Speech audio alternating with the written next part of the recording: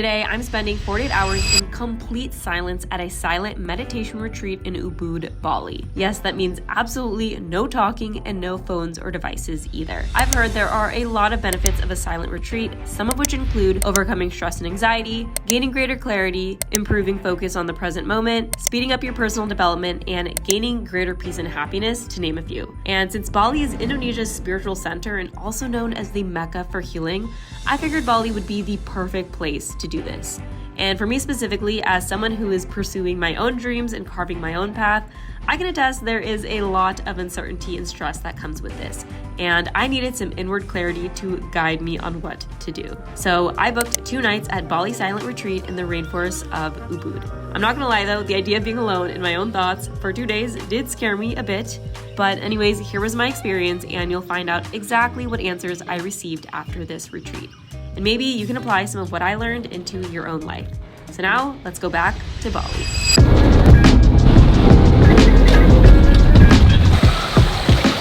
Everyone just got here to the silent meditation retreat, so this is the last time I'm gonna speak for the next 2 days. Time to close my mouth. Okay, I'm not gonna talk now. Bye.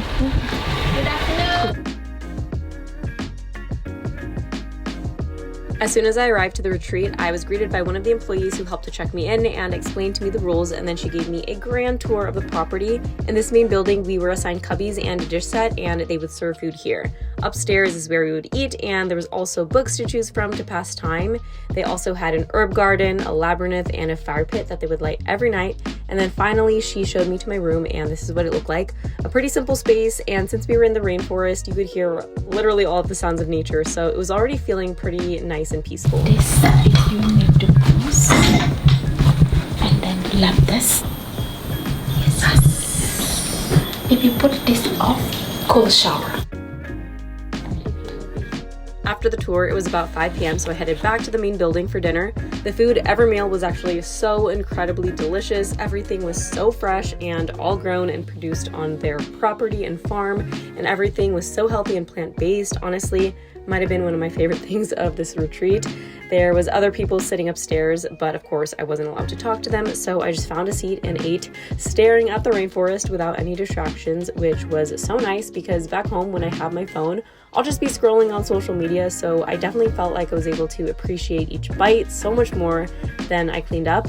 We were to do our own dishes and place them in our spot each time we use them.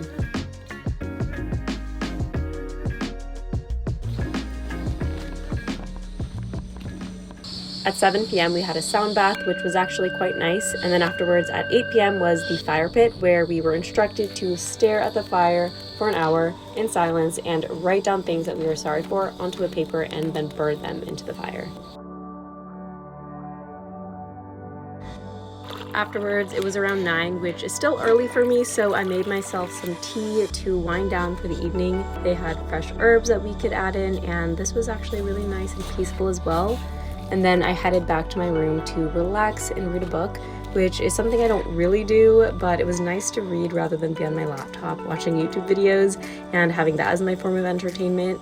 But I will say it's so common for me to use my computer in the evening, so to not be able to even have that as an option was a bit of a change from my typical habits. The next morning, I started bright and early with yoga and meditation, and the meditation portion was about 45 minutes, which is the longest I've ever meditated, so it was a little bit tough, but overall it did feel really nice to start the morning with this.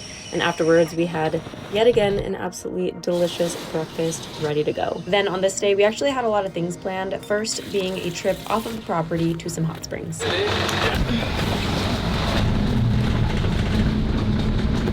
We all went in a group, and I think this was actually one of the most difficult parts for me because we were around other families and people from outside of the retreat, and they were all being loud and talking, so it made me want to feel the urge to speak, but I wasn't allowed to, so I had to keep my mouth shut. But the water was really relaxing, however, but at some point it did feel really long, and I kept wondering when our hot springs time would be finished, but I didn't have my phone to check the time, so I started to feel a little anxious and uncomfortable because I've honestly just never had this much time to purely think.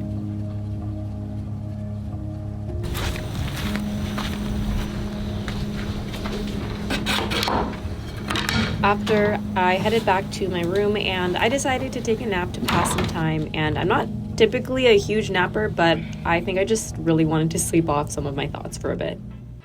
And at around 3 p.m., I got a tour of their farm, which again, they grow a lot of their own food here.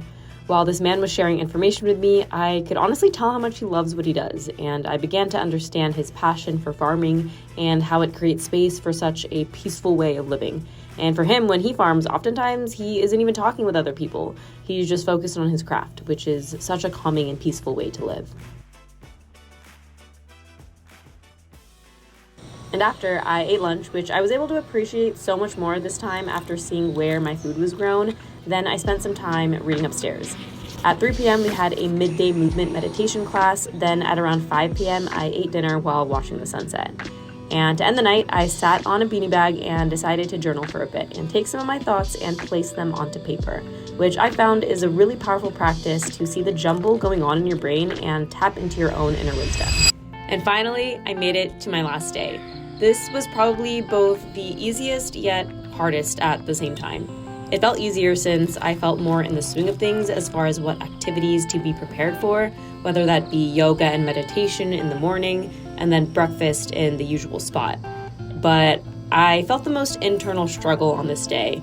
I came to this retreat for a reason, which was to get some clarity on my life and the direction of my channel and my internal conflict between traveling and life back home, which I still feel like I hadn't quite figured out yet. While I generally felt peaceful during the retreat, I was a bit discouraged. I wasn't having any big revelations like I thought I would, and a lot of my feelings of uncertainty were still lingering. So this is when I decided to go to the labyrinth. Traditionally, a labyrinth is a chance to connect within and to ask and receive answers. Other functions of walking the labyrinth are to solve a problem, get resolution to confusion, find a fresh perspective, or just relax and enjoy the sounds of nature while walking and pondering life's greatest mysteries. For this labyrinth, I was to choose a few rocks that resonated with me, then set my attention and hold them while walking slowly and being aware of my breath, feel grateful, and then observe my results. And after the labyrinth, I spotted the water meditation area, which I thought would be perfect to do after walking the circle. I put on the traditional Balinese sarong and then put my head under the water, which actually comes from a holy spring, and meditated more on my intentions. And afterwards, this is when ideas began to flow and I started to feel more clarity. I walked the property one last time, and this is when I decided I needed to face some of my deep-rooted fears. As someone pursuing a travel channel and my own path on my own, I still don't exactly know what that looks like anymore. There were moments in my past where I've considered being more of a nomad, but that means I'd lose part of my life and what I've created for myself back home in Los Angeles, ultimately feeling disconnected to my home. My tensions began to heighten as I thought about uncovering these fears. I wanted to know, what is the best way to tackle my dreams and passions while still feeling full across all aspects of life and living core to my values? And I know you can never have it all, and I'd always be giving up something based on how I choose to move forward. By the end of the retreat, I came to my answer.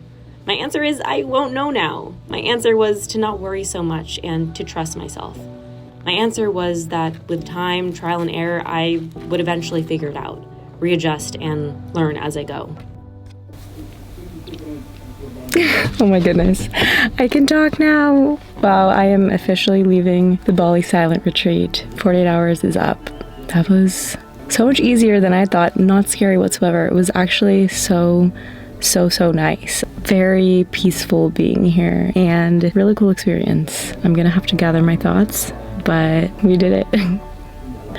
48 hours at a silent meditation retreat. And I know, while my quote-unquote answers might not seem crystal clear, to me, it was a realization that I needed.